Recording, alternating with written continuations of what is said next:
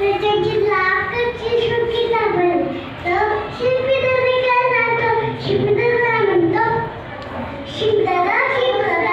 माझी टोपी शिवून दे ना मग शिंपीदार म्हणतो माझ्याकडे वेळ नाही मी नाही शिवून देणार मग उठी मम्मा म्हणाला राजाचं जायचंय प्लीज शिवून दे मग शिंपीदार म्हणतो ठीक आहे मी शिवून दे मग टोपी शिवतो आणि उठला